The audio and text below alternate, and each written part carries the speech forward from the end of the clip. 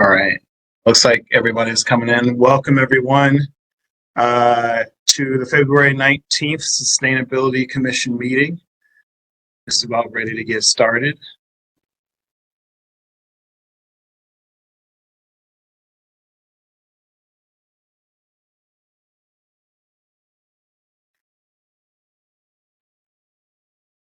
So today's meeting, we're going to be focusing on nature in the city and community managed open spaces. So we've got some speakers coming up later in the hour for that.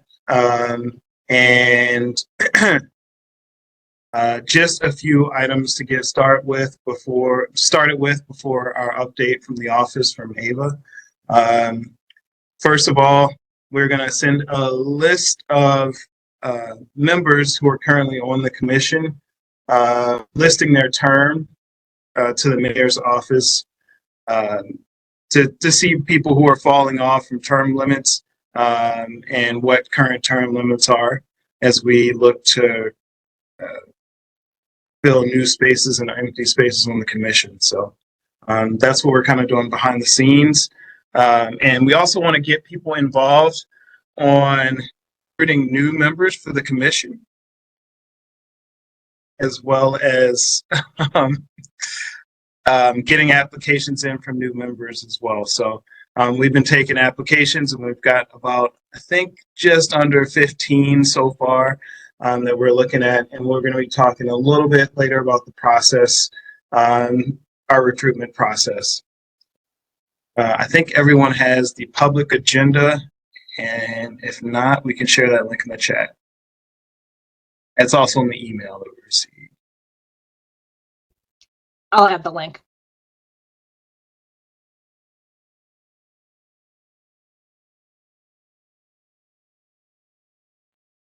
And with that, I'm going to send it to Ava for updates from the Office of Sustainability.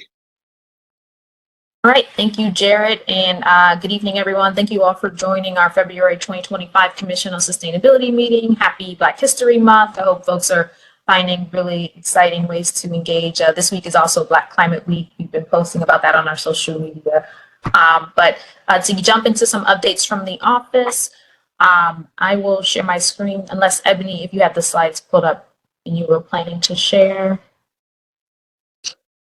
But from the office, we just have some general updates in terms of staff kind of recruitment opportunities. We will be recruiting for watershed analysts pretty soon to support the drafting of the city's watershed master plan. And then we're also planning to bring on a Maryland Climate Corps fellow, as well as a Chesapeake Climate Conservation fellow later this year.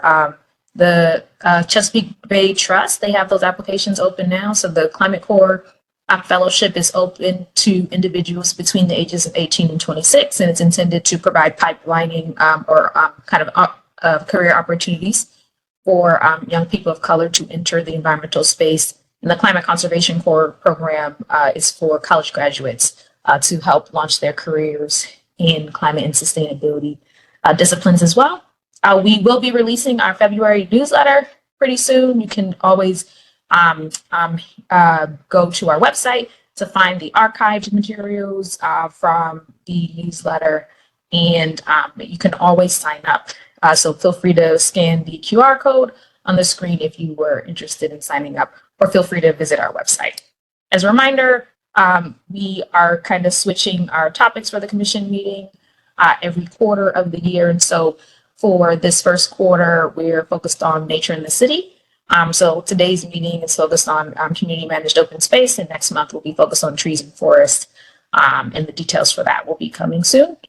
So with that, I will go ahead and pass it back to Jared and Mia to do the commission roll call. I'll go ahead and start with the roll call here. So, yeah, Blum.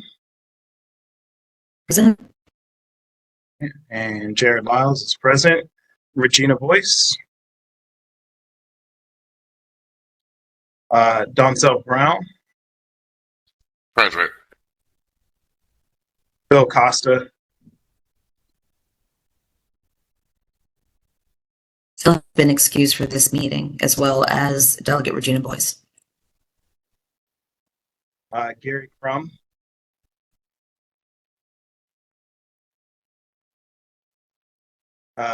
Lisa Pareto, Present. Morgan Grove, Present. I'm the 6149 phone number. perfect, thank you. Bill Joyner, Harold Johnson, Nicolette Louisaint,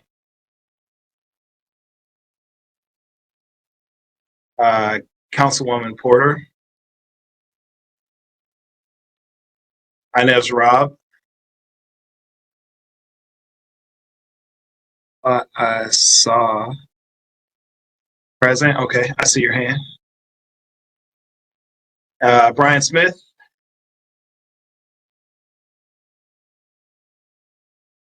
Stephanie Smith, and Ben Zychek.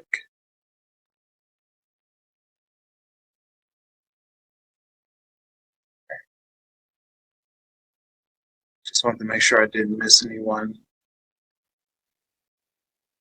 Okay, so next, I just wanted to remind everyone to submit financial disclosures by April 30th, all commissioners. So that's a very important part of our, I guess, due diligence. The link was provided in the email for this month's meeting. And again, just following back up, there's also a link in the meeting, or I'm sorry, in the email for commission recruitment. We are recruiting new commissioners, so if you know anyone who would like to serve on the commission, please forward the link along, post in your social media, or just let folks that you know who might be interested. And we'll also have we'll be forming a committee to review and discuss applications. So we were thinking of making a subcommittee of a few members. If anyone is interested, maybe even just by saying a show of hands, raise your virtual hand or just pipe up. We were looking for a committee of maybe 3 to 4 individuals to help select applications, or I'm sorry, help review applications.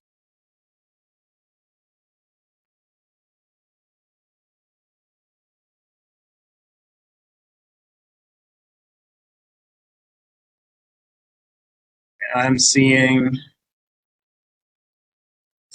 Donzel's hand.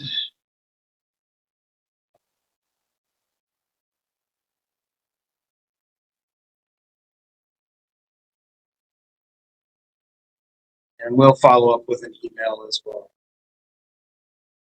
It would be great if commissioners could email us directly if you want to be considered for this, and maybe you don't have time or can't find your raise hand function. That would be fantastic.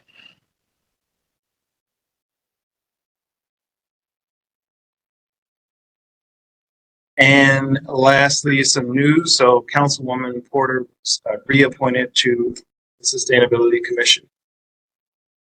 Always happy to have her.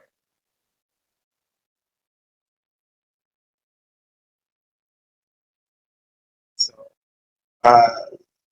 without further ado, we have a really packed presentation for everyone today. So we're actually skipping the briefing that we normally do for commissioners on different topics this month.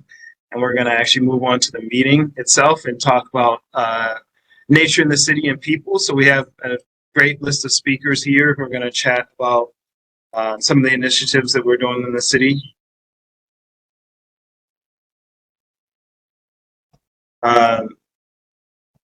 So I'll hand it over to Amy, who's going to talk about the connection from nature in the city to the master plan.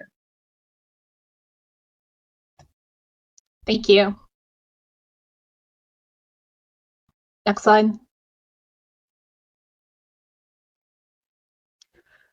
Oh.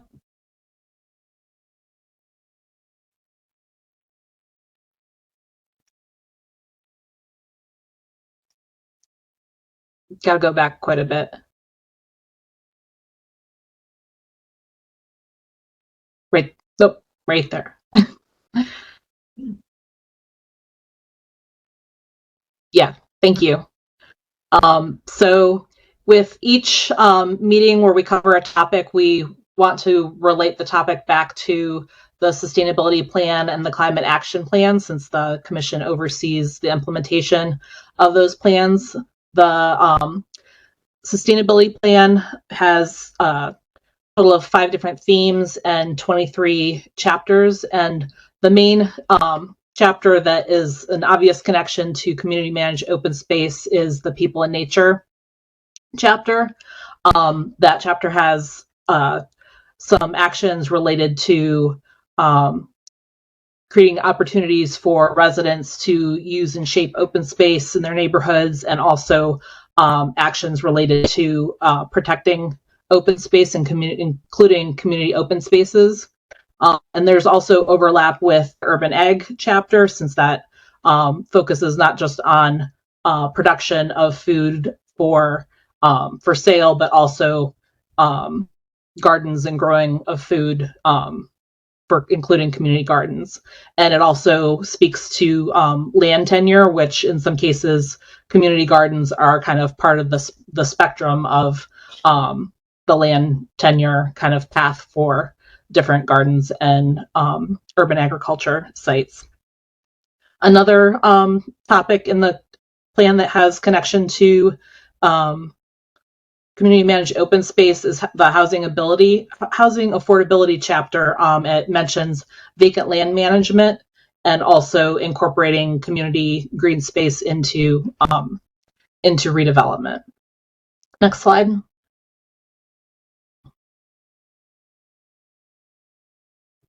Also have the climate action plan.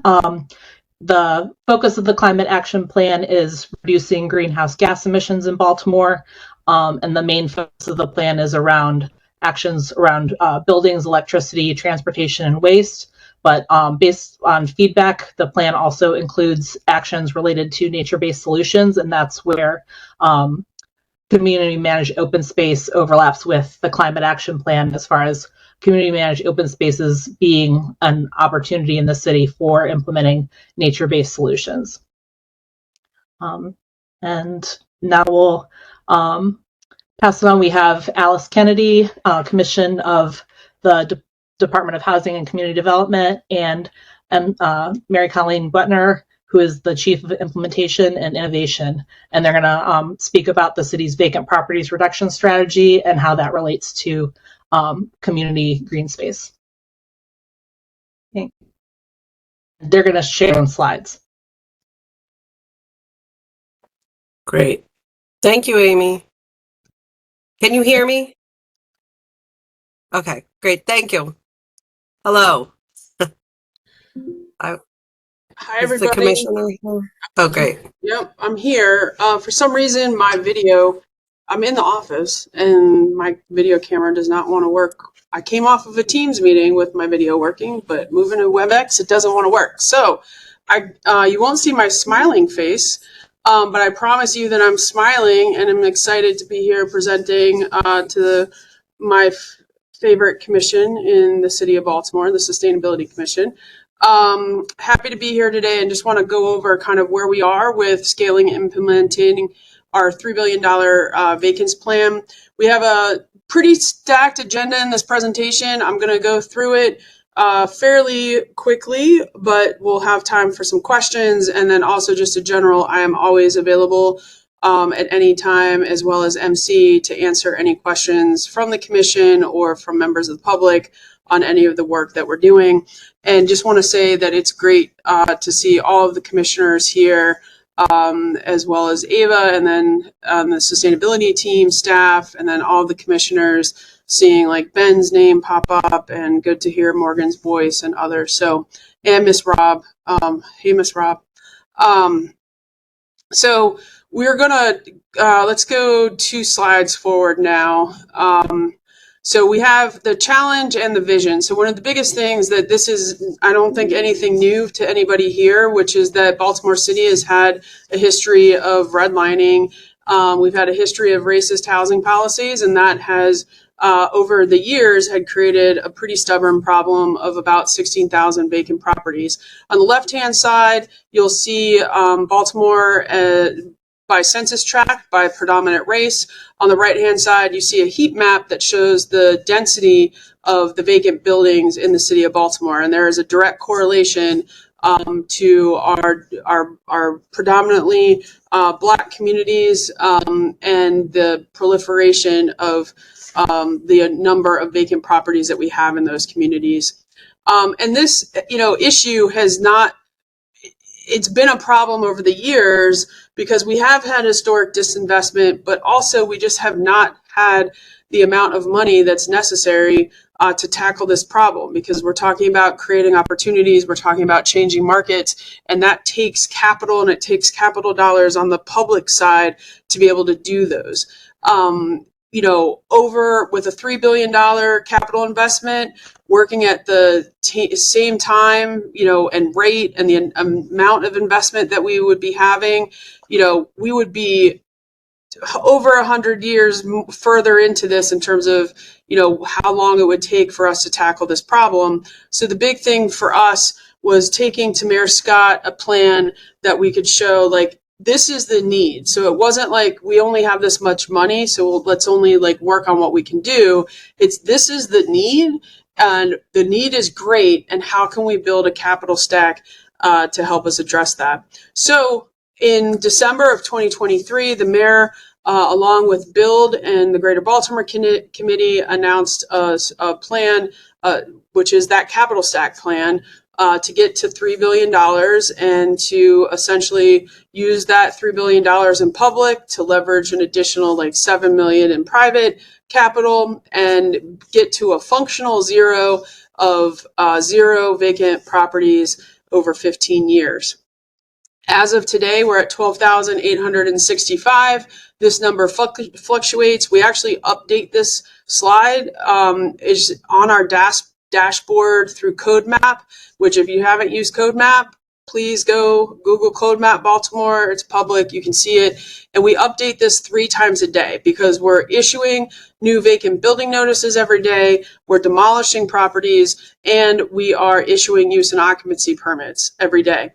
And so that gets us to our net decrease that we can see over time.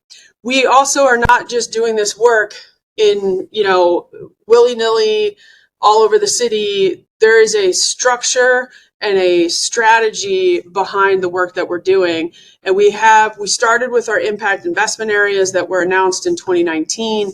We have expanded that with our neighborhoods and our strategic blocks in neighborhoods to have our vacancy reduction priority geographies. So our impact investment areas, we work with very closely. And then we have a number of other neighborhoods across the city that we're working with as well. And all of these neighborhoods have significant high clusters and significant clusters of vacant property rates up to 40%. We also have neighborhoods that are adjacent to neighborhoods of other types of strength or with anchor institutions. They have strong community engagement, and they also have some existing networks. So we are building from strength and doing the work that we need to do. DHCD, for those that don't know, is actually a full stack development agency. We do everything in the agency, from not only doing the code enforcement and issuing that vacant building notice to doing the acquisition of vacant buildings, the disposition of vacant buildings. We have a project finance and lending team. We can do mortgages and loans. We do permitting, rental licensing, all of our home ownership incentives, as well, and down payment and closing costs to help people purchase properties. But also we have a focus on our legacy residents and the needs they have for home repair in their properties as well. So because we're able to do it as a holistic agency in terms of comprehensive, that means that we take a comprehensive approach to this work. And the work is done in partnership with community. This isn't the city saying, oh, we're going to do this and you have to only do what we say can be built in your city, in your neighborhood. across the city. We're working with communities, and we meet with communities on a regular basis, and we do everything from asset mapping to the broad market conditions to what we call block level planning, or really parcel level planning, to come up with, as we took a whole city and kind of created focus areas, even within neighborhoods, we create focus areas to build from strength and find places to start with. So we have zone 1s, 2s, 3s. Some neighborhoods have zone 4s and 5s, depending upon how big they are. This is Broadway East. They have zone 4 and 5 in Broadway East. But we get into the weeds here. We are down at a parcel level, like figuring out what properties are going to be demolished, what's going to be renovated, what are the vacant lots, how are we maintaining those vacant lots? Is that going to be a community managed open space? Is it going to be a future green space? Is it going to be stormwater management? Is it going to be a future development site for multifamily? Is it going to be infill new construction for single family homes? So it's everything from the vacant properties as well as the vacant lots themselves. We have, and then we roll that up into what our priorities are for each fiscal year and how we tackle acquisitions, dispositions, and continued movement. Since Mayor Scott has made the announcement, we've, been working. This isn't a situation where, there was an announcement and we started at, it's not like we were cutting the ribbon of something that was brand new and where we had to start at ground zero. We've been doing this work for years, and we really have just been refining how we do this work over the last 4 years, and really putting in the effort to figure out the funding to do the work, and really strengthening those community partnerships that are so important, strengthening our small developers, our emerging developers, and how we can support that and move it forward. So we've, overall, we've had a number of different outcomes, everything from, what we're doing just in terms of acquisitions, the number of permits we've issued, but also just key milestones along the way. That we've had a couple of big ones. One of the big ones for us was in September. This past September is when we hired MC as our first Chief of Implementation and Innovations, to really kind of lead the implementation of this strategy and help find ways to be innovative and streamline and strengthen our operations. We also have our first vacant data scientist, Megan, on our team in the research and analytics team that's behind a lot of the data work that we do. And then we've also been just expanding our operations. We've had a significant number of new hires, very key positions that we've filled. We've brought title attorneys in-house to help speed up the process on acquisitions, paralegals. We've updated things on permits. We actually just rolled out the new permitting system. And one of the big pieces that we've done is that we worked with City Council, and we passed the affordable housing tax increment financing legislation this past December, which is going to provide significant amount of funds to help us move this work along. Like I said, we also updated and just released our new permit system that's actively up and running. People are applying for permits, they're filling out permit applications, and things are being, sent to the staff members. Like I know a number of the sustainability staff we have, and the planning department staff do reviews in there, everything from forest conservation to floodplain, historic districts, CHAP, etc. Another big piece of this work is actually our partnership with the state. The state has, we started presenting to the state in, as soon as Governor Moore and his team were in place and in office, about, the need, what we were putting together in the capital stack. Governor Moore signed an executive order in January, creating the Baltimore Vacants Reinvestment Initiative, which used to be Project Core. So some people talk about Project Core and demolitions, that Project Core did. They've rebranded it. They also created a council that has a board chair. As DHCD commissioner, I'm the vice chair, and then a number of different state cabinet members, and then some local members as well. These meetings are virtual, so they're either at the GBC offices. You can also attend virtual if you are interested in kind of talking through what that works is looking like at the state level with the BVRC. We're talking about some of the capital, the fundraising, the delivery chain, how we're building capacity, and also economic opportunity, and how we can maximize, how we can maximize job creation, small developers, and different work there. There's also an awesome dashboard that our team at DHCD put together. This is available through the code map link. If you want to take a look and kind of poke around in there and see where we are. And all of this leads up because we have a capital stack, like I said, that's a $3 billion capital stack.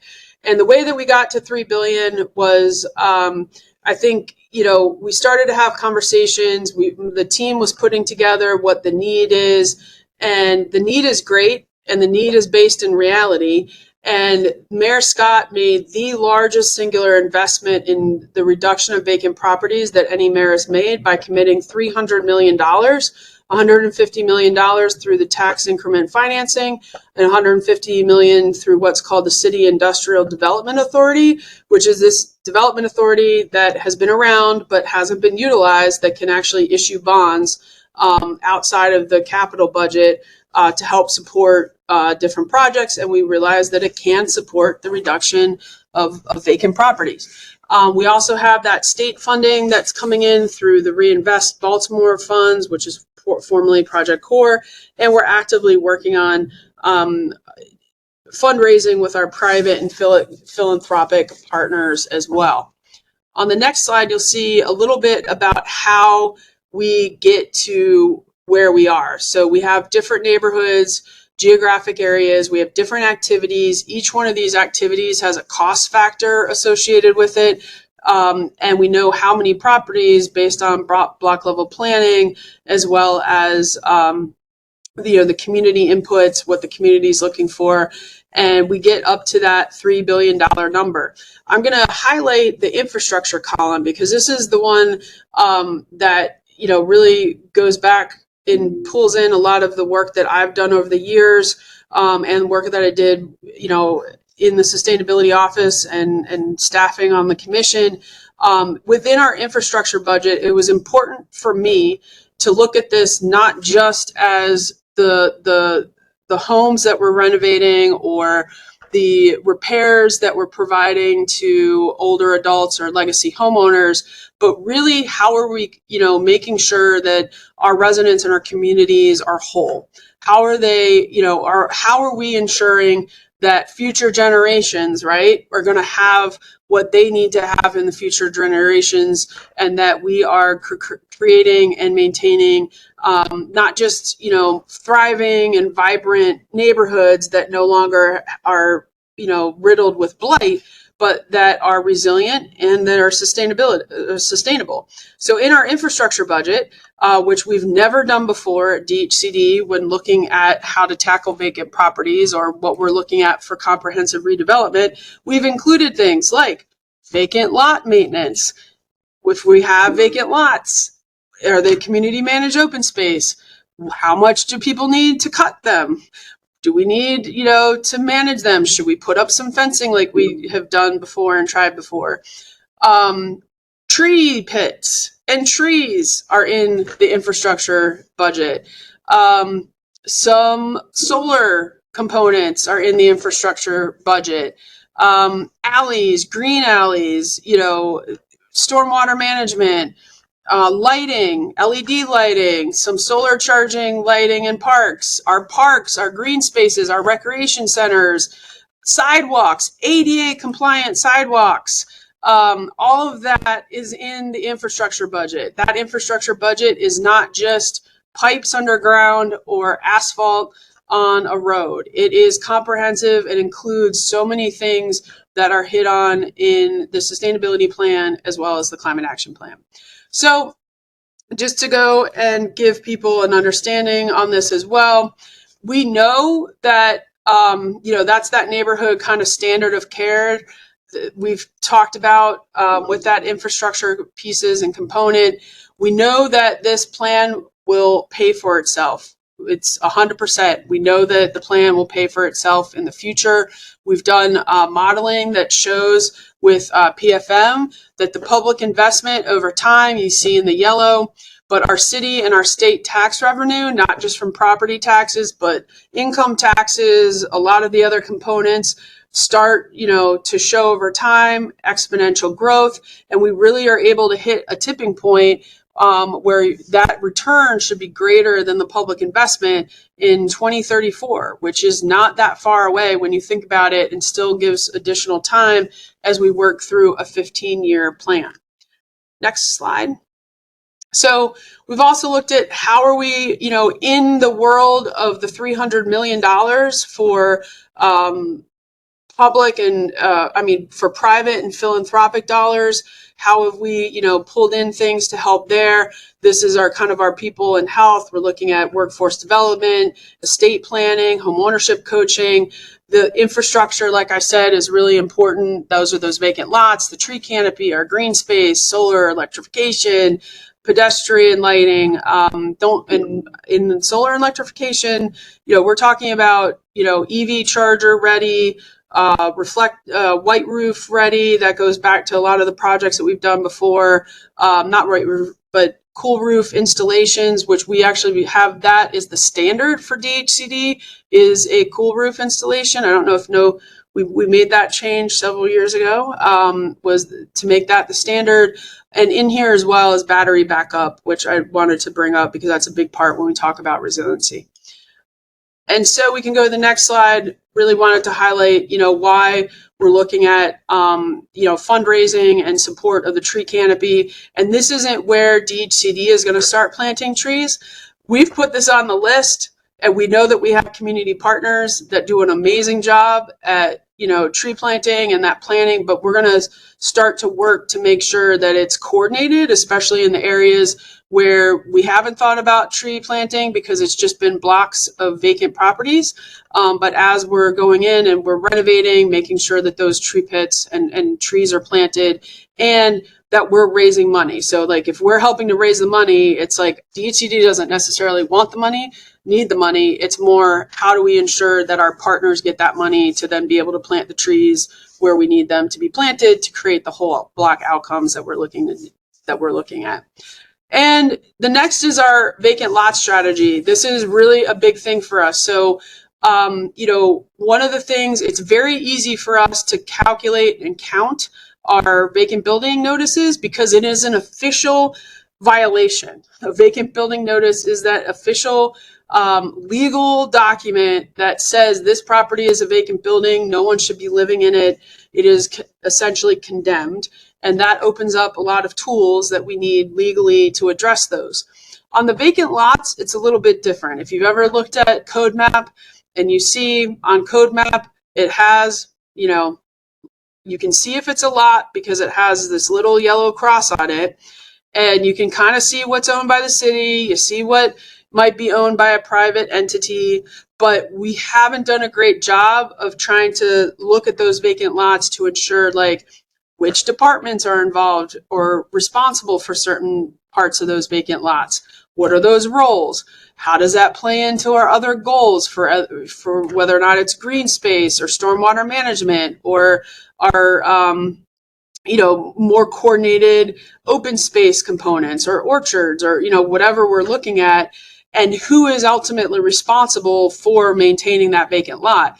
Is it under an adopt-a-lot? We want to look at changing our adopt-a-lot agreements so that they're longer. Do people want to actually end up owning property and owning some of the vacant lots as community versus just renting or leasing or having that component? And how are we making sure that we have the right metrics in place to be tracking the vacant lots, who's using it, how they're using it, and how are we also making sure that the community as well as the city, because on vacant lots, it's not just DHCD, but it's sustainability, it's planning, it's DPW, DOT, Comptroller, Office of Real Estate has vacant lots, Rec and Parks, how is everybody committed to knowing exactly who's responsible for this vacant lot and what is the ultimate outcome on that vacant lot that we're looking for, right? And that we're all in agreement and want to move that forward. So if that outcome is permanent stormwater management, okay, what is the decision on that? Who's at the table? Who's ultimately going to be responsible? Is it that the community wants to create an orchard? Great. Who is it? What is it? How is it responsible? And then also saying that it's not really any longer a vacant lot because there is a structure in place, a plan in place, an outcome in place, and a steward of that outcome that we want to see. So it really is a key piece. So I would say stay tuned. We have had conversations with Ava about this, and Valerie. Like we will continue to have everybody at the table as we work to pull this in. But we know that we have to address a lot of vacant lots out there, and it's going to take a village to do so. And we just want to make sure that they're not forgotten, and that they are part of creating whole block outcomes. And knowing that we have the money and the people and the community groups, our nonprofit partners, everybody at the table to make sure that we have some really awesome stuff happening. So that's the big thing in terms of just kind of stay tuned for that. That's going to be a pretty heavy lift of work that we're going to be doing over the next. And with that, we have time for some Q&A.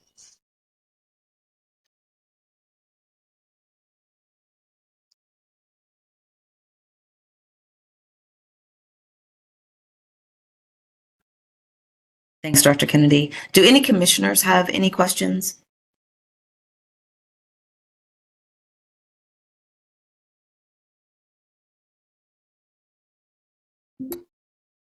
Yes, this is Donzel Brown, Commissioner. I do have a question about the Adopt a Lot program and the transition for organizations that have already adopted a lot. Is there what are the considerations for continuing their leases or their agreements with the city? What are their conditions when doing that, and what protections they might have for things like the commission went out to Straight Love 2 last week with some interns at the planning department, and that's an example of a pretty sizable lot. Is there something that would prevent them or any protections for them to keep the space that they have, and what would they have to do moving forward? Yeah, absolutely. No decisions have made. We actually want to make it easier for our long-term Adopt-A-Lot partners on anything. So that's part of why we're doing and engaging in like a 6 to 8 month process, is because when we talk about the Adopt-A-Lot piece, it's going to be a full inventory of existing Adopt-A-Lot agreements. What are the terms on those agreements? We also have seen over the years that we have some Adopt-A-Lot partners that have an Adopt-A-Lot agreement, and that one has canceled, but then they start another agreement under a different name, and then it overlaps with a different one. So, we want to do an entire scan of all the existing Adopt-A-Lots. How long have they been Adopt-A-Lots? Does it still make sense for them to be an Adopt-A-Lot, or does it make sense for them to be something else? Does it make sense for us to be working, and we've had the conversation with Katie and Baltimore Green Space about this as well. Does it make sense for us to be helping some of those longer Adopt-A-Lot partners actually move into a place of protected green space with Baltimore Green Space and what they have to offer? And also what potential funding needs are there when that comes up for maintenance? And are we talking about farm? Are we talking about community garden? Are we talking about just recreation Adopt-A-Lot type space? So no decisions have been made, but 100% yes, we want to ensure that our long-term Adopt-A-Lot partners have a solution for them moving forward that will continue to let them thrive and do what they want to do, but also provide additional protections for that green space or use as necessary. Is there a pathway for the current adopt a lot residents to have some type of community ownership of those spaces? Yeah, it is. I mean, some of them, they can come forward. We can have conversations about what that looks like, and what that ownership would be, and if they want to all get together and purchase under the community association or purchase under, as a group. We can definitely work to make that happen. Would that purchase price be favorable to the current stewards of the spaces, or would it be market price? No, it's favorable. Okay. It's absolutely favorable.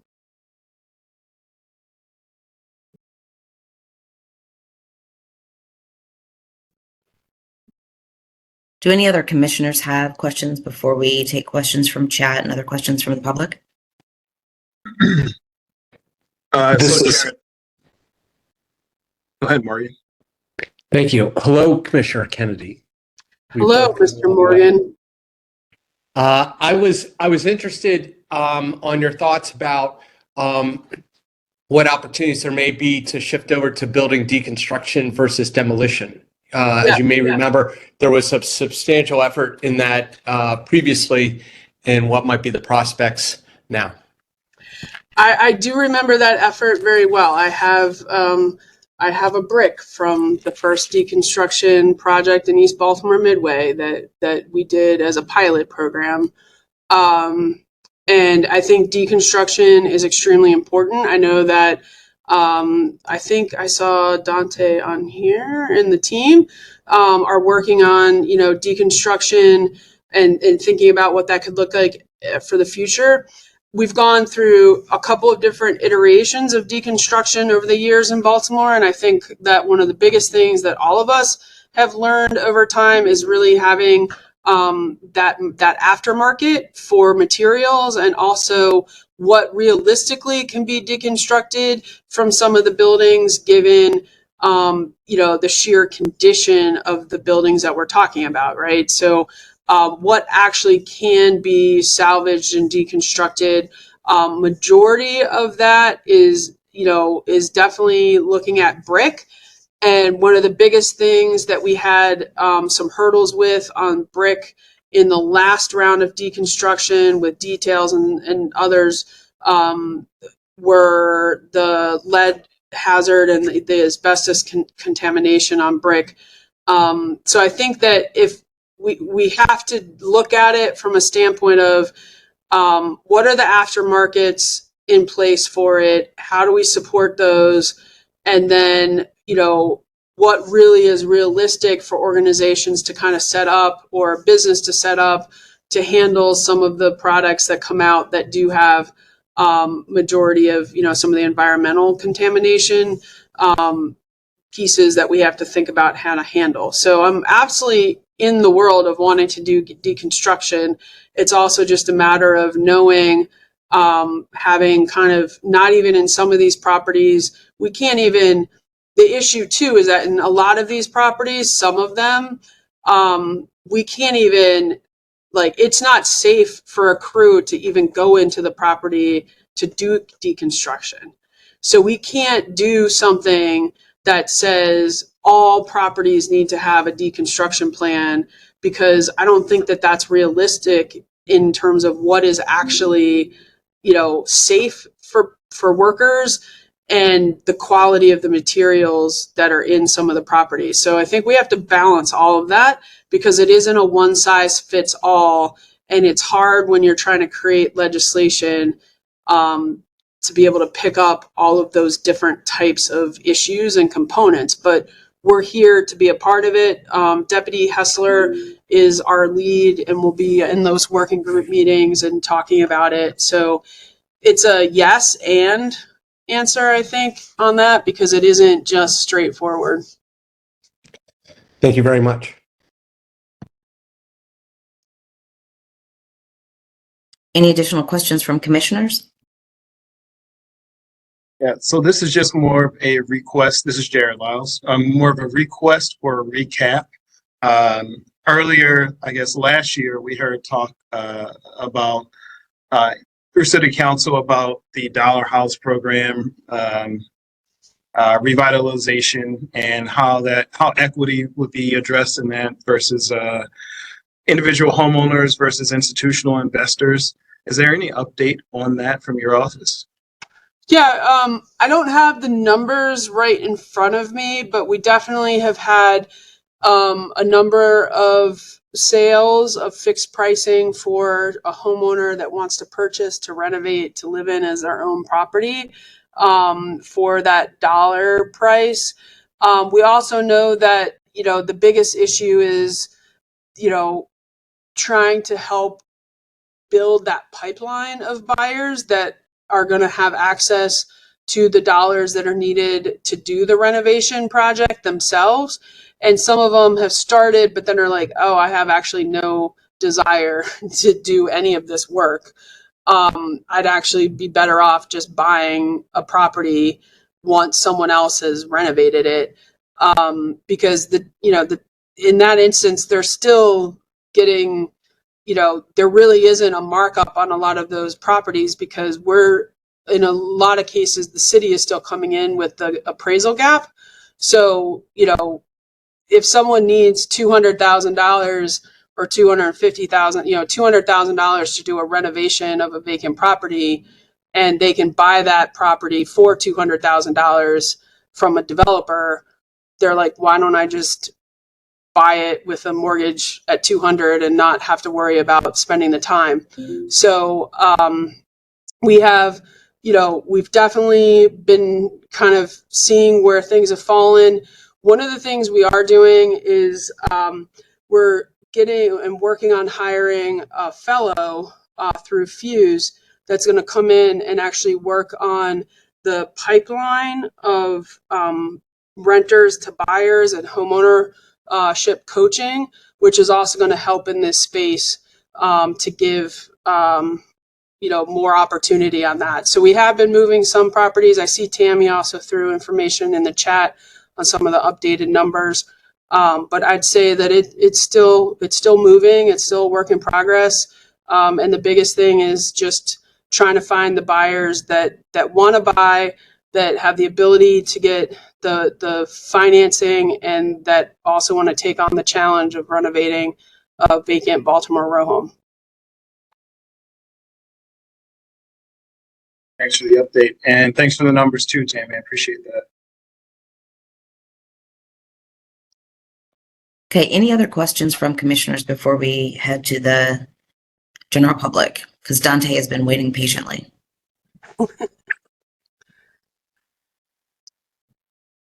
Dante, the floor is yours. Awesome. Thank you. And thank you for the presentation, Alice. I definitely appreciate it. It's great to hear the increased interest and commitment to navigating vacants in the city. I am still a little concerned, though, about the amount of money that was specifically allocated for demolition. I believe it was $169 million. And obviously, we did start talking about deconstruction a few minutes ago. But I do think it's important that is expressed, I think, in this plan. I would worry that if we're choosing to just go the demo route, that we're accepting the exposure of lead and asbestos and what have you into communities, even if the space is wetted down. And that's obviously very problematic.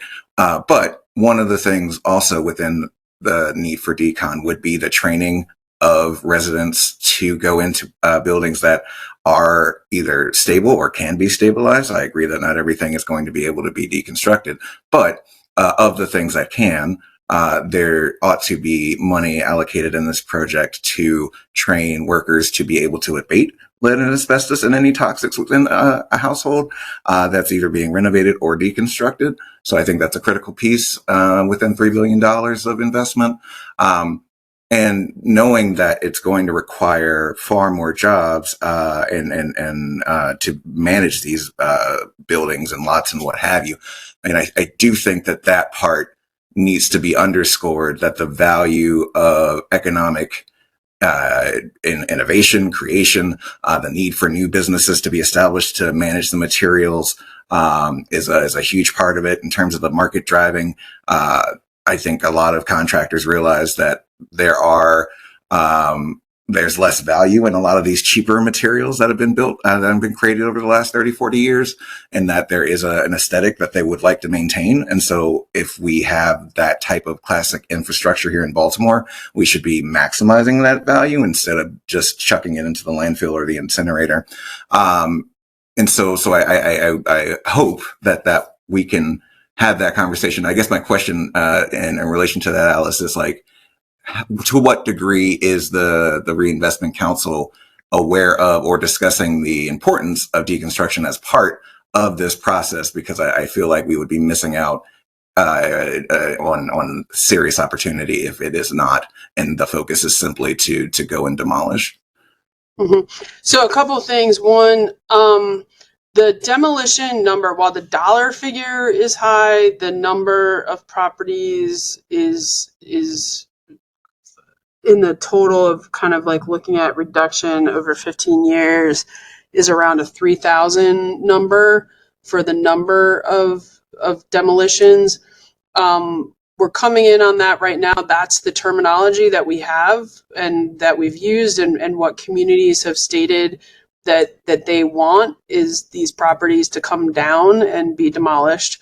Like we said, we're open on the deconstruction side. Have to just see, how to play that out and make that happen and be able to support that. We do have in the $300 million kind of philanthropic and business private investment side, as well as some others. There's a workforce kind of development pipeline of all things related to this work, whether or not it's workforce development on the construction side or workforce development on the deconstruction side. That is part of it, and providing and getting the funding to support those job training opportunities and job training programs for workforce development to come in. So there is space there to support that from the deconstruction side. And I think that, as we continue to evolve in the work and the deconstruction work group and whatever ends up happening at the local level, with some of that, requirement of deconstruction, that will help drive some of those decisions and what's happening. The Reinvestment Council is focused it has a focus on the state level investment. It's not really, it talks about the whole capital stack and kind of the program, but it really is there around the state's investment in the work and what's happening. And I think that as we look more at the deconstruction components and what is coming up again on the work group and how that ends up playing out, that will have a driver in here. So I would say that it's, once again, kind of a yes and. There is money that we're raising for workforce development. We want to support the workforce development on all aspects of every single part of this work, whether or not, we need people that can swing hammers to build things. And we also need people, that can leverage, and use a hammer to pull a nail out so we can do the deconstruction, right?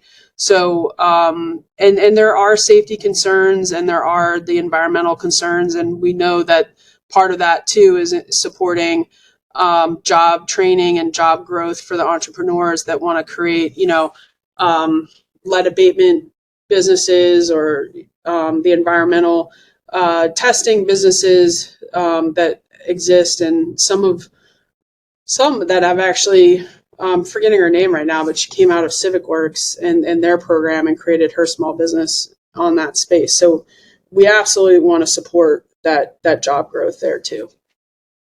Thank you. Thank you. Shannon, you have a question?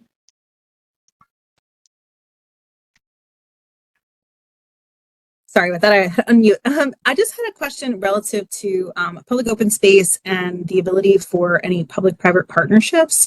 Totally recognizing that some of these vacant lots are not contiguous and they're a butt to occupied homes, and I'm not considering those aspects of it when I'm asking this question, but relative to publicly open and managed spaces that are adjacent to parklands or green spaces that could potentially be used for compost utilization and development of that, if there was public-private partnership opportunity for these vacant lots that would be contiguous adjacent to green spaces.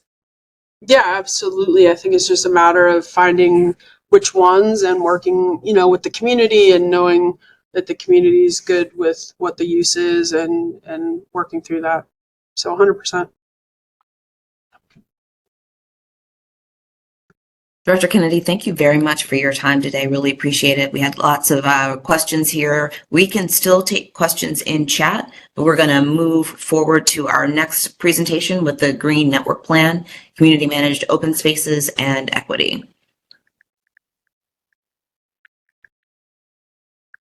Awesome.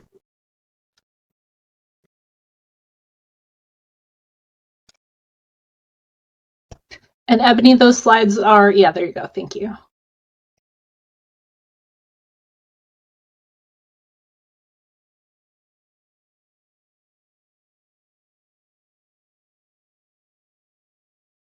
It's thinking real hard. There we go. All right, good afternoon, everyone. Thank you also, Commissioner Kennedy, for this kind of perfect little dovetail into more of a vacant land discussion, which is strongly around the Green Network Plan within the Department of Planning. So I'm Danielle Bila. I am the Greening Coordinator with the Community Planning and Revitalization Division. And a good portion of my work is kind of centered around green networks in general. And so I'm going to talk kind of briefly about or on the Green Network Plan, where it's at, what items are almost next up to accomplish, and some recommended revisions for almost like a Green Network Plan 2.0. And so this will take a little bit of time because of all of the layers and agency buy-ins involved. Like Commissioner Kennedy discussed, there are a lot of different agencies that are involved with vacant land in different aspects. And so it's really important that we get everyone to the table and figure out how we can refine some efficiencies, create new opportunities, and work on this together as a city. Next slide. So the Green Network Plan was done over the course of about 2 years, as far as I understand it. As a heads up, I have been in this position for about 8 or 9 months now. So I've done a good amount of deep dive into all of the data and research for everything, but I don't know all of the technical details behind how the Green Network Plan was created. But it was multiple years in collaboration with numerous local and government stakeholders. And for the purpose of this plan, a green network versus almost like traditional parks and parkways is defined as more of a link of a holistic system that connects residents, natural resources, parks, and parkways together for increased benefits for all. And so the map on the right-hand side is the original/current map of proposed locations for the corridors and the nodes. And so the nodes are almost like green spaces or different community spaces that are proposed. And the corridors are the linked parkways/bike infrastructure that would go around the city. And of these nodes, there are 16 nature nodes identified. Most, if not all, are existing though, and 41 community nodes for potential future projects. And the goal of this plan really focuses on revitalization of vacant land, especially for the node aspects. And so it's looking at transforming vacant properties into green community assets. So as Commissioner Kennedy stated, this is also a strong partnership with DOP and DHCD, among other agencies and local organizations and stakeholders as well. And with this, there are 2 pilot projects that I'm just going to mention kind of quickly. One that is completed and one that is in the bidding stage of things that I'll share. So next slide. The first is Cab Calloway Legends Park. This is the project that is in the bidding stage right now. It is located in the Druid Hill neighborhood, or Druid Heights neighborhood, in one of the investment impact areas in the city. And this is strongly driven by community desires. It was done in collaboration with the Druid Heights CDC, with local residents and stakeholders, and everyone, a lot of people participated in the visioning for this project. So many vacant lands were consolidated. A road was actually removed. And so it connected two different parcels together, which is really, really awesome. And this serves as what could be a really awesome model, and hopefully will be once it's implemented, for what community green spaces could really be like. Although this one is a Rec and Parks property now, they have undertaken it after all of the community visioning was done. They have graciously taken it on and did the acquisition. It is now their property and are going through the bidding phase with everything. But very, very important that the community was strongly involved with this from day one and had a really strong participation in the visioning for this park and what it can be in the future. Next slide. And this one is one that is implemented and existing. Photo by a fellow community planner, Kyle Leggs, in our office. Put his name on here. It must have shown up in the background. But so Rachel Wilson Memorial Park is in the Boyd Booth neighborhood.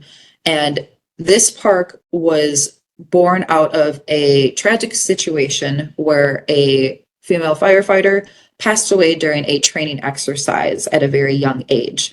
And so this visioning was done in collaboration with both the neighborhood and Firefighters Association. And since it has been unveiled, has been a really awesome model for what we can do with spaces to be memorialized. And what has been found thus far is typically there could be issues in the city with different green space properties and concerns that range from a wide variety of things, but this project has a lot of buy-in. The Firefighters Association maintains this property and has eyes on it at any given time. It is also a very well-respected space in the community. So it also has a mural piece on it. It has playgrounds. It has horseshoe pits on it too, and it has some open green space for a multitude of different uses for kids and adults alike. And so this is a tragic situation that has been turned into a beautiful memorial space that is very well respected in the community as well. Next slide. Now, as to the status of other projected nodes, and I can't necessarily speak to the corridors in the plan. That is with my counterpart, Nick Shupin, at the Department of Planning. So he works on the Greenway Trails plan, and I work on the nodes within the vacant lot spaces in the Green Network plan. And so a couple of things since I've been hired that I have looked at that I'm working on is, number one, revisiting the recommendations list. And let me also put this in the chat, which is a link to the Green Network plan online. So if anyone wants to go and check it out, it's not a long document that was posted, so feel free to page through it. There are sets of recommendations listed on there, and there are three that I think that I am prioritizing to accomplish sooner rather than later. And we are also looking at a multi-agency partnership and collaboration that kind of assesses the future pilot project sites based on both qualitative and quantitative data. And so some of the things that have kind of jumped out with the plan are, there are 16 identified nature nodes in it, but actually none of the existing nature nodes that I can tell are actually in historically redlined areas.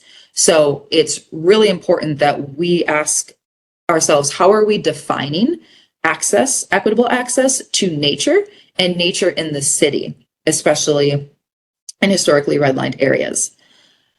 Also looking at increased equitable distribution of the pilot sites. So these two pilot sites are not terribly far away from each other that I just highlighted in the last two slides. And so where the future ones will be, we want to make sure that we are considering all equity components and access components when looking at future pilot projects as well.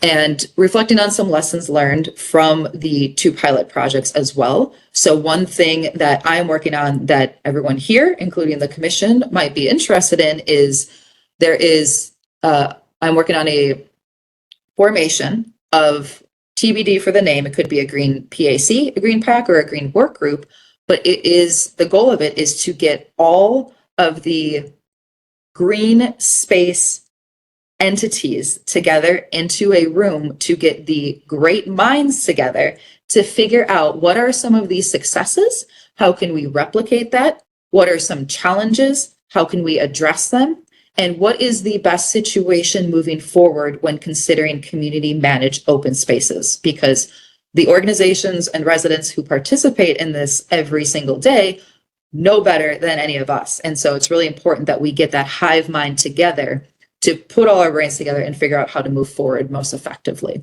So not a necessary timeline on that, but it is strongly in the works and moving forward as quickly as I can work. Next slide.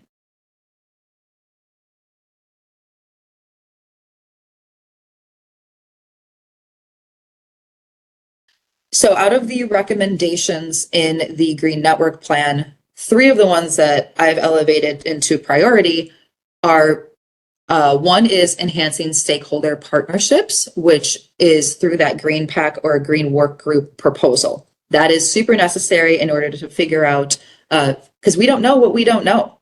And that hive mind is going to be really instrumental in creating a clear path forward, especially in partnership with DHCD and their vacant land work that they're doing. Number 2, addressing short-term operational bottlenecks. So almost refining some efficiencies in certain programs. So how can we work to create automatic renewal notices with Adopt a Lot projects? How can we ensure, how can we be clear about water access on properties so that way people know before they go into an Adopt a Lot agreement? Some smaller details that take multi-agency buy-in and work on it, but those are all being worked to be addressed. So highlighting some efficiencies that we can refine.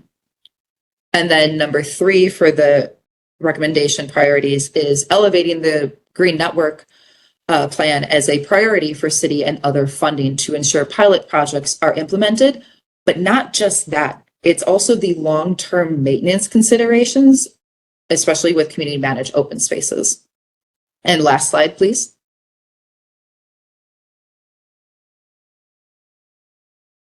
And since ending with just a few calls to action, so how, is best to kind of get involved. So for government agencies, how can we make it easier to do good? Where are some existing programs that are amazing and that we can just kind of refine a little bit?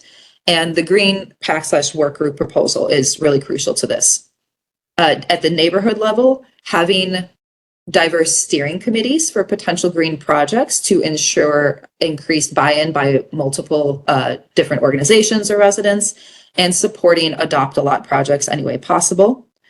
And I actually put something on here for individual residents too, just because something that may or may not be well known is trees sometimes aren't necessarily desired in neighborhoods, but not because of the unclear benefits, but because of some different challenges, such as if there are some neighborhoods who have higher age in their average population, or there are people with immunodeficiencies that if there is tree litter on the ground, that could actually pose a hazard for them. When we consider all of the windstorms that have come through, down tree branches, some tree litter from fallen fruit, it can be create kind of a false narrative in minds that says, hey, we don't want trees here. But we do. We just need to make sure that we're helping out each other. So are there neighbors that we can go to to just sweep some of the tree debris out for them or pick it up or have some tree pruning on their property so that it's not a nuisance or a hazard to them later on.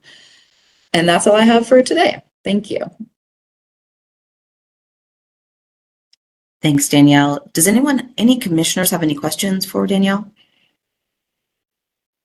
If not, we can place them in chat, and hopefully, Danielle, you can hang out for a little while longer to answer some questions. Thank you. Just checking to see that I'm not missing any hands here. Okay. With that, then we will move on to the next on our agenda, talking about food policy and planning and urban agriculture. Hi, everyone. My name is Najla Olamiji. I am the Food Systems Planner with the Food Policy and Planning Division, which sits within the city's Department of Planning. And I'll be talking about how we plan for equitable urban agriculture, especially as it relates to food access. Next slide, please. So as a division, we are committed to building a city that has an equitable and resilient urban food system, and we see urban agriculture as one of the mechanisms for that. Next slide, please. So in terms of building a food system resilience, growing food locally is a form of resilience and also emergency response. Quite a few of our farmers stepped up during the COVID-19 emergency to provide food to their neighbors, but then they also have acted as food distribution sites through our division's produce box distribution. And urban agriculture and Black-led farms are an alternative for healthy food options and access in neighborhoods that have underused green space and vacant lots, and also do not have access to a grocery store, whether it's a large supermarket or a smaller store that sells fresh produce. We are actively working to promote land ownership for our farms. And I know one of the commissioners brought up Strength to Love, which I'll be touching on a little bit in my presentation. And through land ownership, we are hoping to provide security for our urban farms, and also to increase community buy-in. Knowing that they have a long-term status on the land not only reassures the farmers, but also the community members, and it also opens a lot of opportunities for our farmers in terms of what grants they can access or any projects that they can engage in. And we are also committed to providing financial resources and support for our BIPOC-led urban farms in order to empower communities and support community resilience.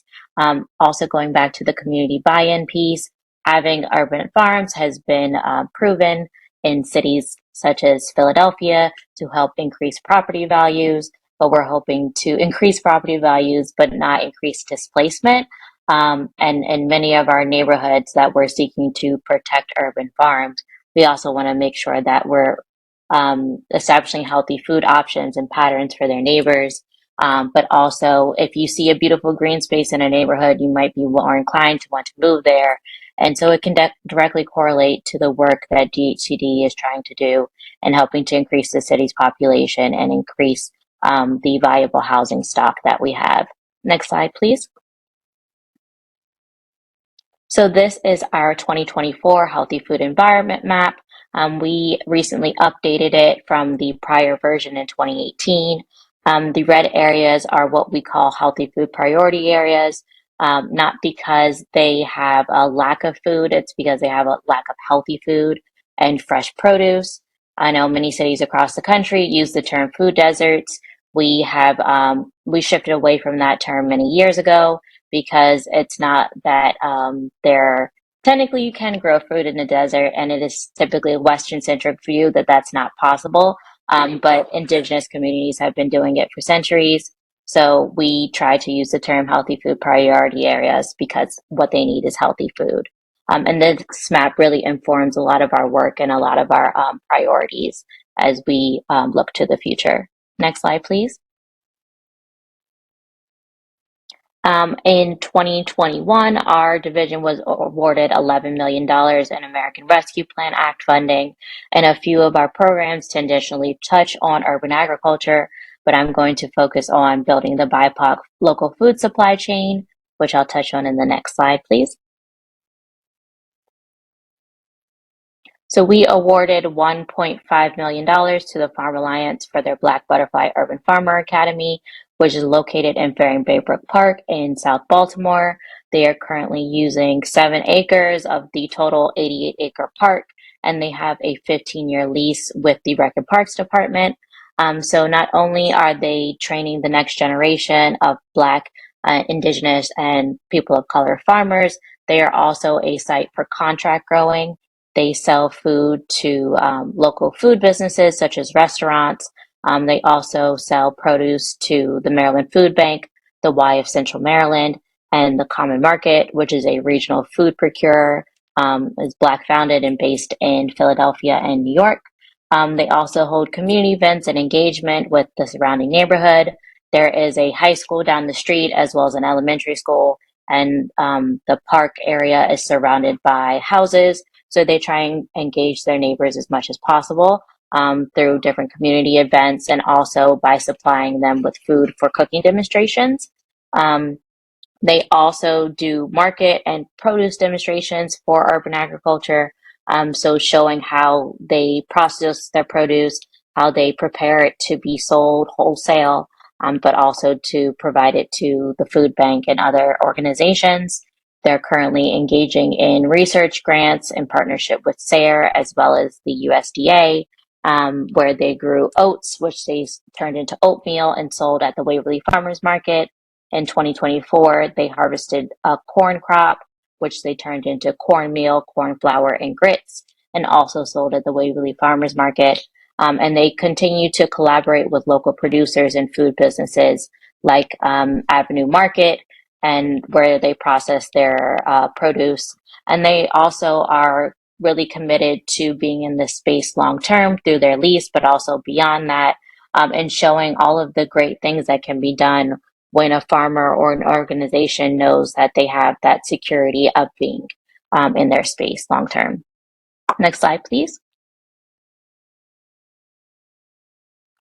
So overall, these are some of our urban agriculture initiatives that we promote or we pilot at the Food Policy and Planning Division. One of those is farmers markets. So I work with the Maryland Market Money team, which is a state organization or a state entity that provides dollar for dollar matching benefits when you use your SNAP or WIC benefits at farmers markets across the state. And they operate at all of the markets that we have here in Maryland. We also provided them with ARPA funding, and they are using that to support their incentives in the city, as well as provide technical assistance to farmers.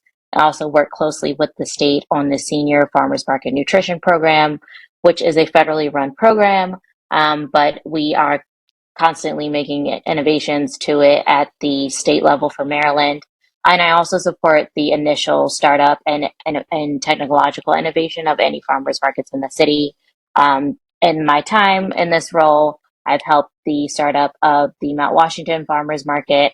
I've also worked with the unfortunately short-lived Irvington Farmers Market, and I was involved in the initial planning stages with Councilwoman Porter's office for a farmers market in Brooklyn. I'm also working to actively promote land tenure for many of our city's farms. Over the past year, 2024, I've been conducting a land tenure review. So I was looking into the land ownership, lease, or adopt a lot status of every urban farm and community garden that we have here in the city. And I was able to determine that a majority of our farms are actually on adopt-a-lots, which is a 1-year renewal program. And I believe the commissioner brought up Strength to Love. They are a part of the Homegrown Baltimore program, and they have a 5-year lease, which was recently renewed. So they have protection for the next 5 years, but looking to the future, they are going to be one of the farms I am actively supporting in terms of whether they have a longer term lease or if they're interested in purchasing their land. So also in terms of extending land tenure, we're hoping to transition many of our farms to ownership or purchase.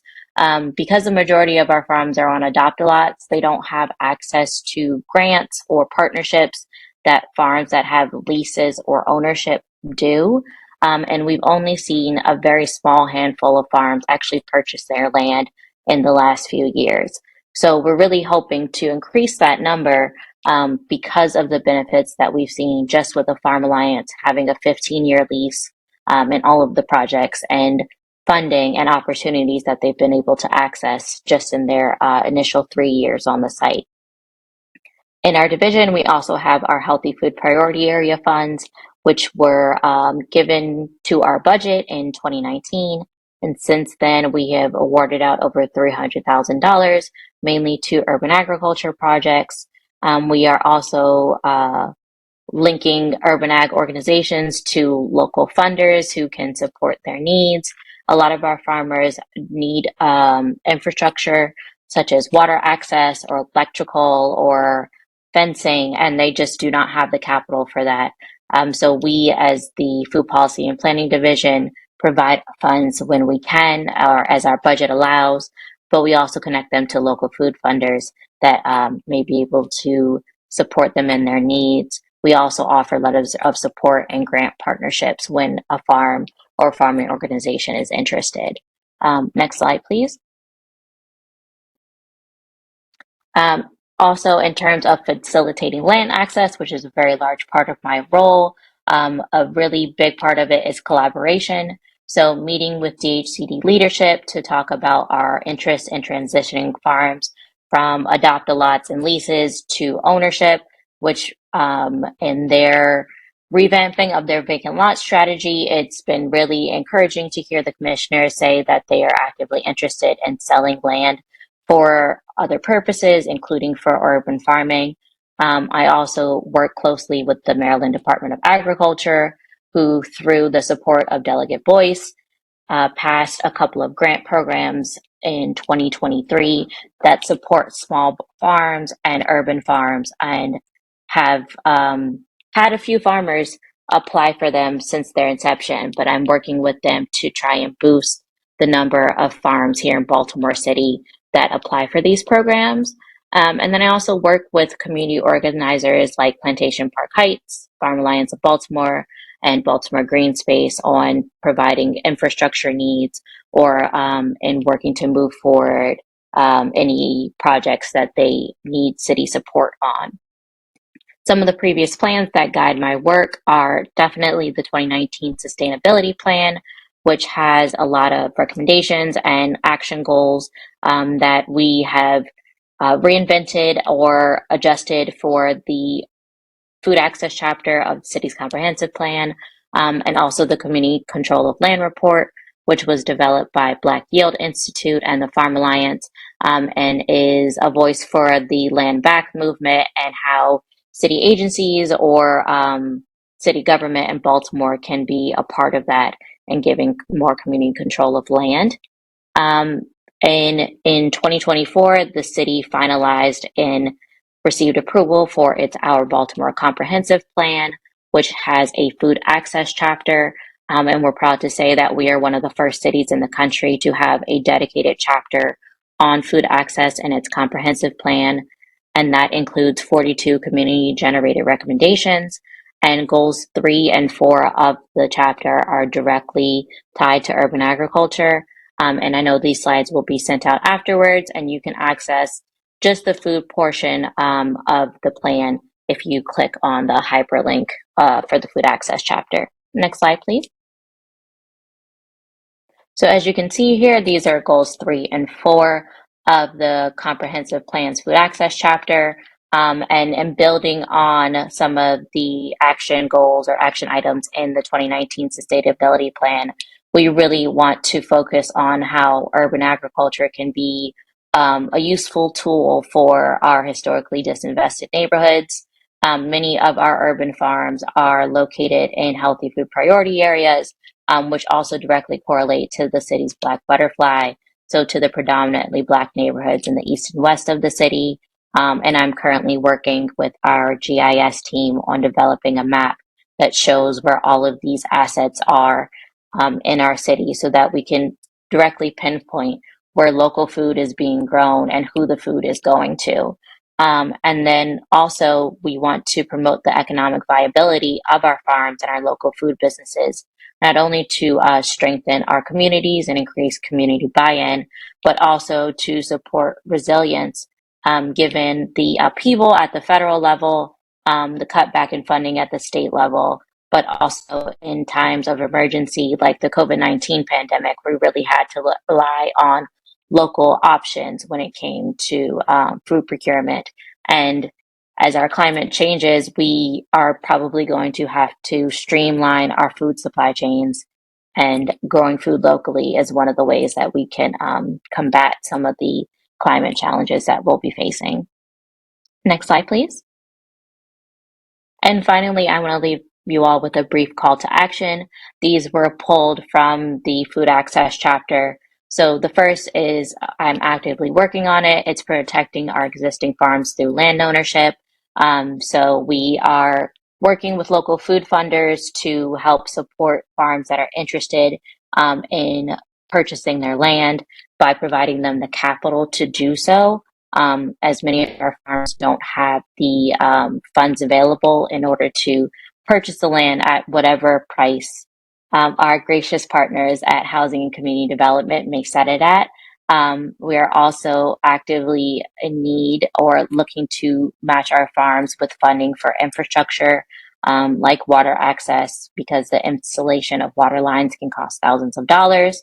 They also are in need of funding for maintenance and for staffing, because most of our farms are volunteer run, or they just have one farm manager, and they might do it as a part-time job or as a volunteer opportunity because of their passion for the work, but it doesn't sustain their livelihood.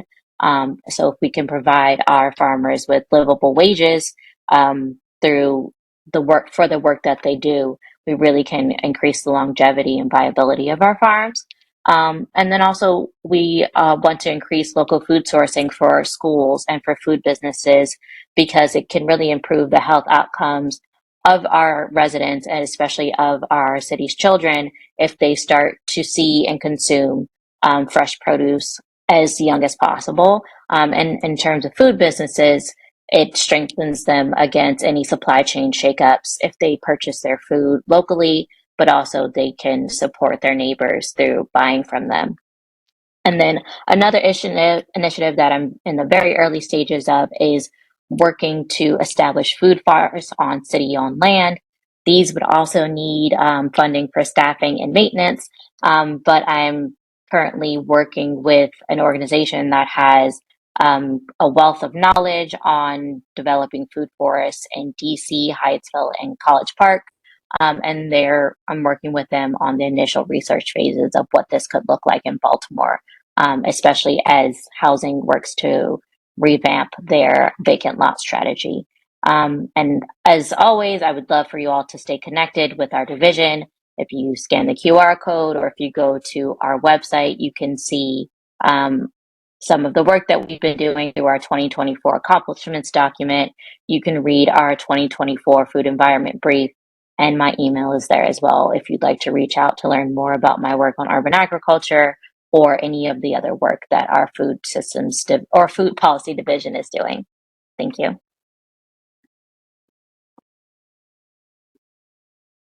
Angela, thank you very much for your presentation. Do any commissioners have any questions?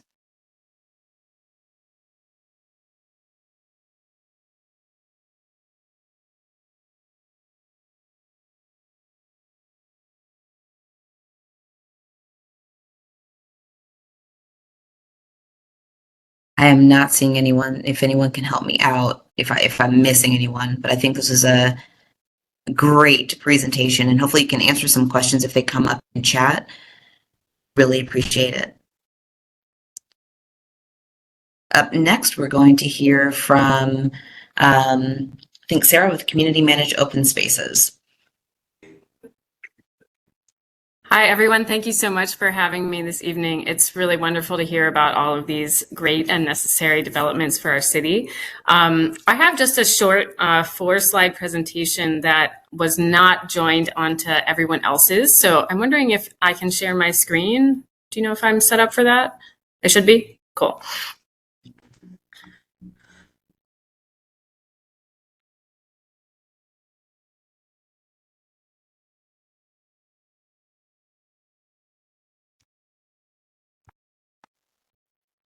Able to share. Looks like it is showing up. One moment, let me get it into present mode.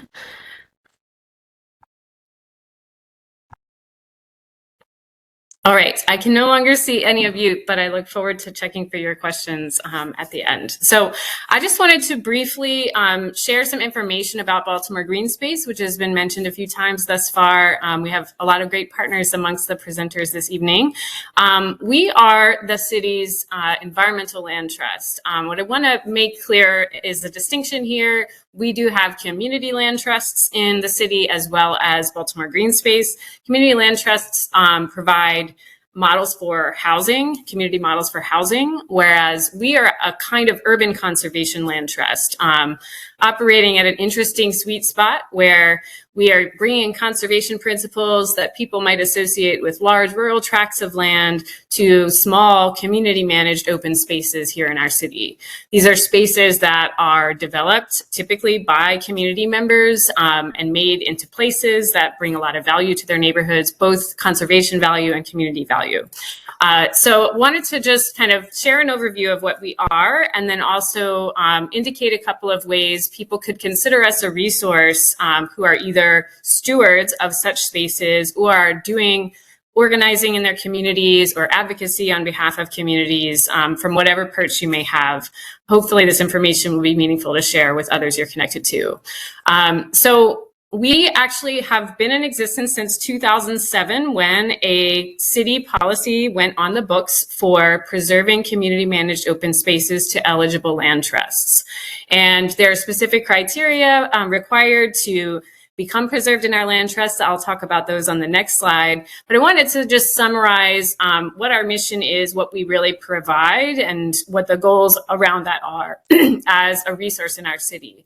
So of course, we provide land security. It's not the only form that exists, as you've just been hearing, but we offer a way to protect the open spaces communities have created when they are facing development pressure in particular. So we're typically approached by a community space saying, can you help preserve this? We're worried we may lose this incredibly invaluable asset in our neighborhood.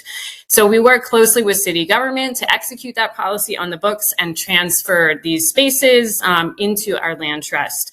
We become the landowner while the space remains in community management. So that means we can cover things like liability insurance on the site and paperwork required for our property tax exemptions, stormwater fees, all of that sort of stuff.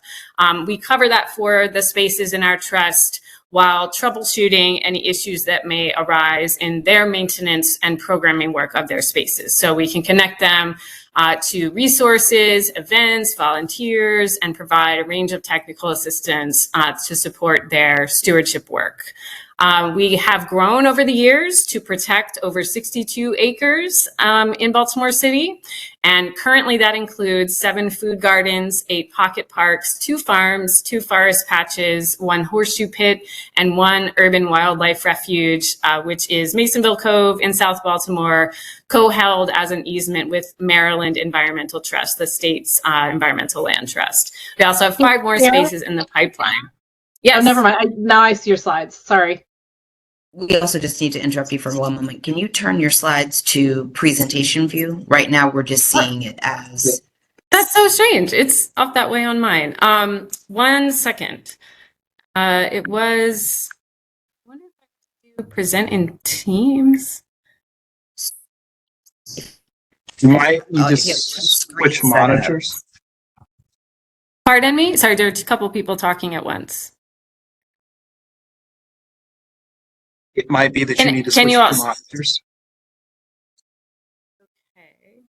I did also send these to Amy if that would be easier for her to set it up. At around 4 o'clock, I sent them, but I am not really seeing a way to do this differently. I apologize. Well, you can still see them; they're just smaller to see your whole. Of course, yeah, and the text is also small, so it's not ideal.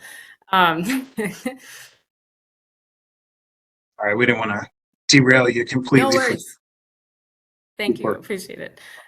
I'm not really sure what else to try if that wasn't working.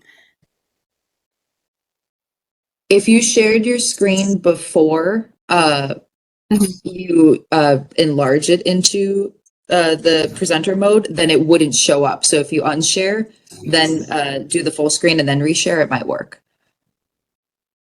Okay. It's worth a shot. Yeah, I'll try. Thanks. Let's see if this works.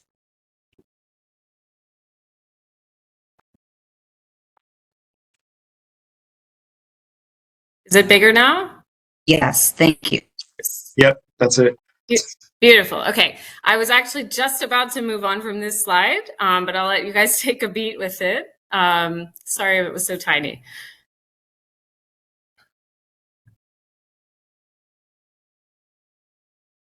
So I wanted to just briefly cover some of the criteria involved in case you are connected to any spaces that may be eligible or stewards who may need this kind of support. So in this policy that we have on Baltimore City's books with the Sustainability Office, there are 5 core criteria that a space has to meet to be eligible for preservation with us. It first of all has to be a community managed open space, meaning it can't just be like one retiree's garden, for example, that has been taken care of for at least 5 years. The 5-year threshold indicates a level of robustness of the systems of the space and a level of integration into the neighborhood that usually indicates it's a good fit for long-term preservation.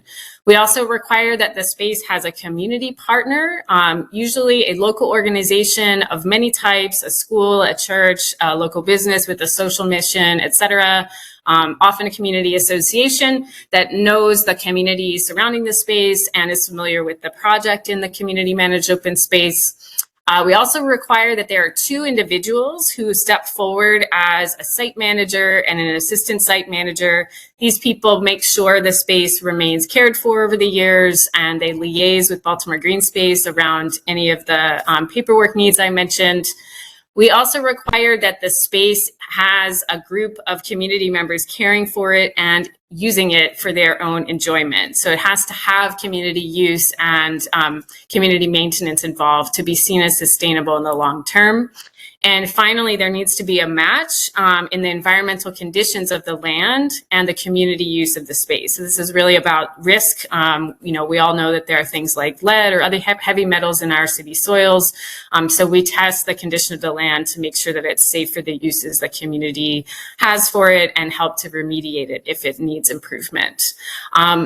On the right side of the slide is an overview of the actual process of entering the land trust. I won't read all of that for the sake of time, but we vet the sites that apply through a number of different steps in dialogue with our board of lawyers and with Baltimore City and its planners, its neighborhood development officers to make sure this is a coordinated process that everyone supports. That process on average takes 6 months to 3 years, can vary wildly within that range. The first step to initiating this process for any sites that may be interested is to reach out to me. I'm the preservation manager at Baltimore Green Space, meaning I oversee this whole process and work with all of the stewards around the city and resourcing them and their needs. So we would first discuss your site, talk about the requirements and elements of the application, what the whole process involves to make sure that people understand that this is something they really want to do. And then we would work together on putting together the application. I wanted to also highlight a couple of other elements of what we do.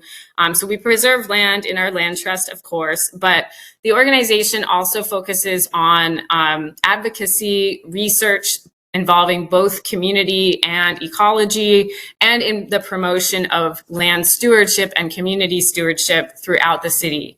I am in charge of the sort of garden and parks network of stewards, but we also have a forest program because Baltimore City has a superlative acreage of forested land amongst similar sized cities in the country.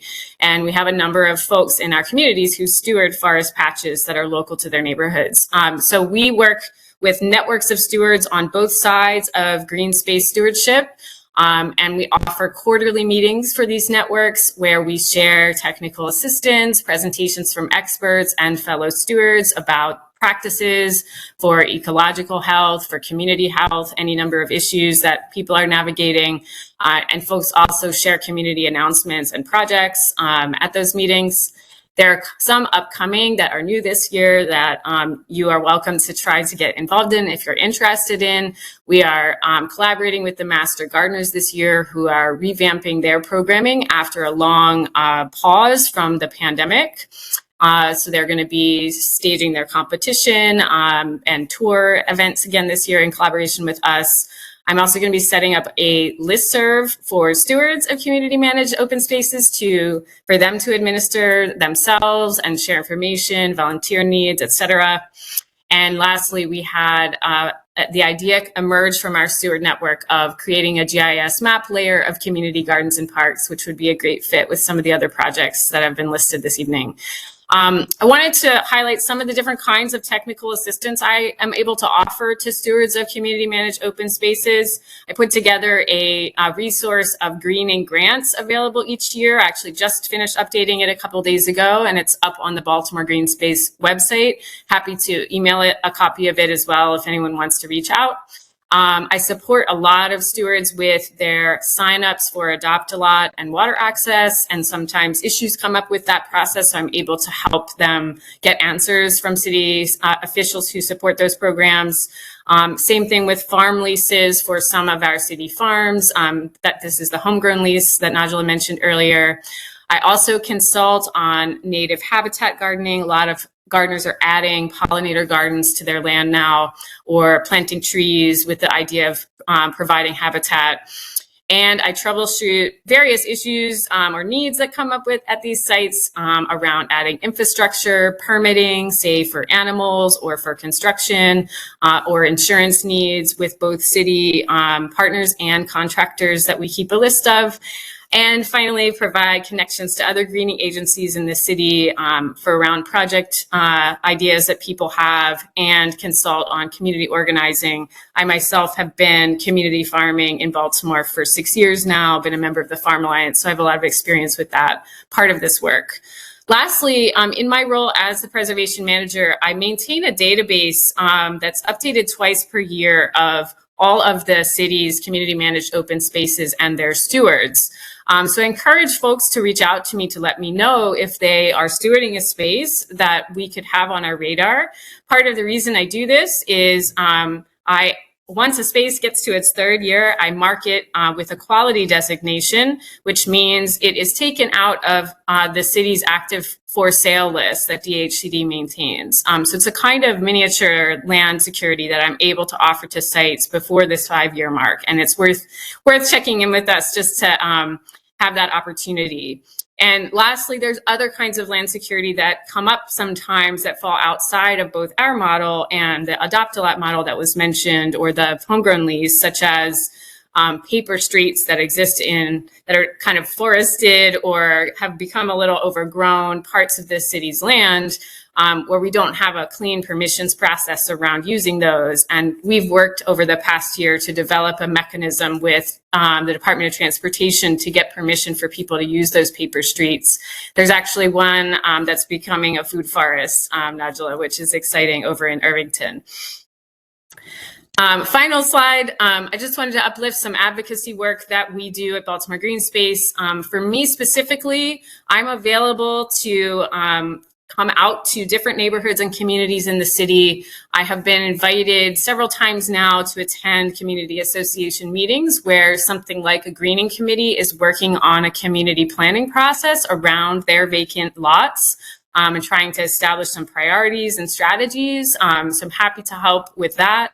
I also offer what we call preservation education sessions, which is sort of a longer version of this presentation where I explain what all is involved in getting land security through Baltimore Green Space, just so folks know that that option exists and understand how it works.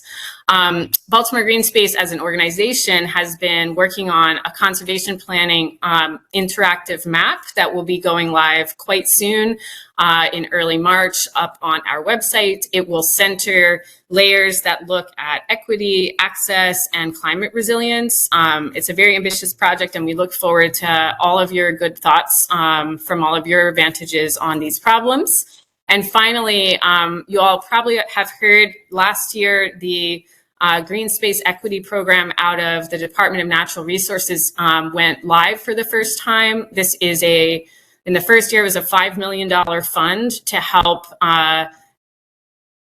kind of accelerate the acquisition of land into land trusts and to fund stewardship projects over 15-year timelines on tracts of land. And actually, Baltimore City had submitted more applications than any other site within the state. So they very much are welcoming projects within our urban setting, and keep an eye out for the application cycle in 2025. Our governor expanded the funding pot to $7 million this year. And so that cycle will open in October this year and has some requirements that's worth reading about if you think you might want to pursue that opportunity and getting prepared. If you have questions about any of this, feel free to reach out to me. I am Sarah at baltimoregreenspace.org, and we can set a meeting. I'm going to stop sharing so that I can see you all. Thanks, Sarah. Sarah, do any commissioners have any questions?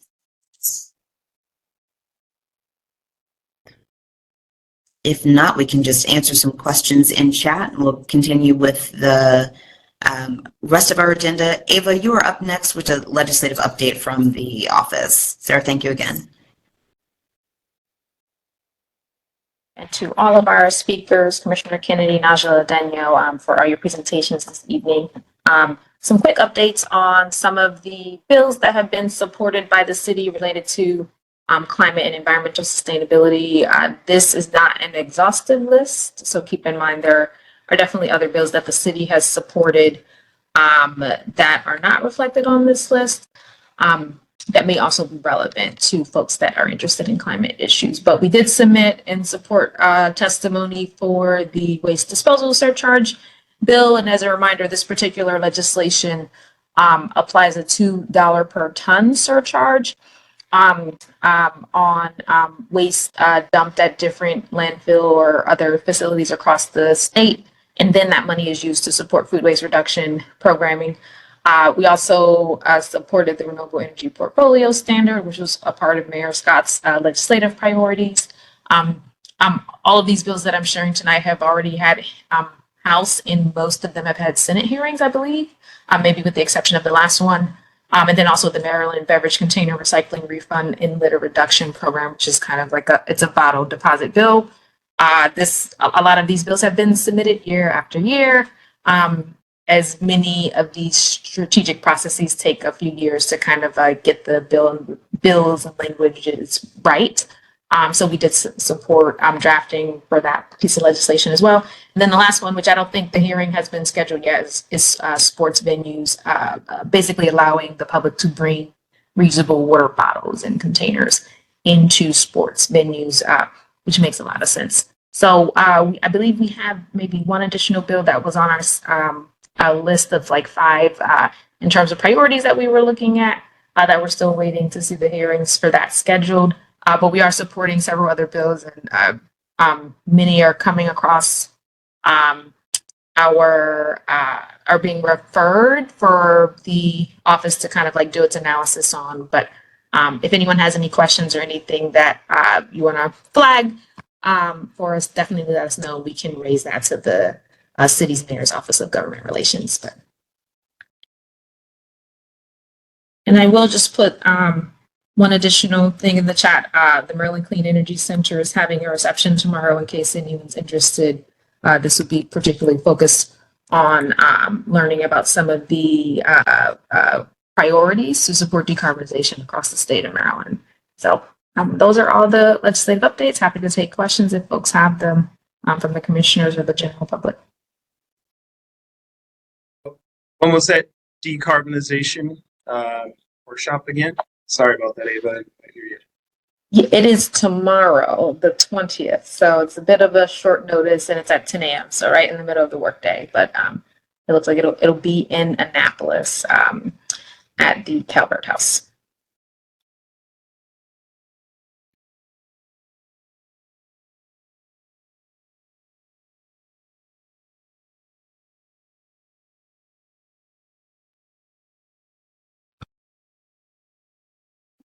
So I'll pass it back to you and Jared. So with that, I know you had one announcement. Yeah. I did. I just placed it in chat. It is the fact that the Earth Day art competition for MTA is open and now accepting applications. You can click through on the link in chat and see it there, along with all of the other call to actions that we have.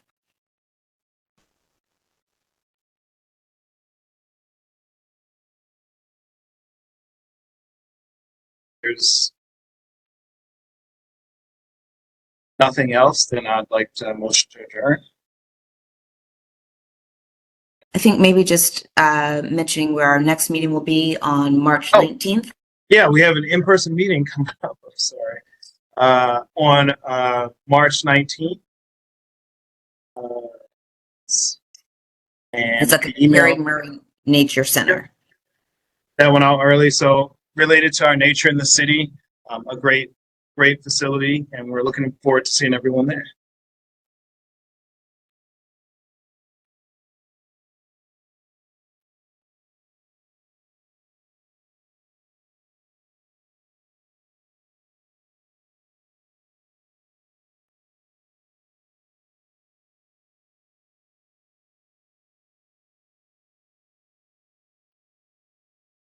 So meeting adjourned.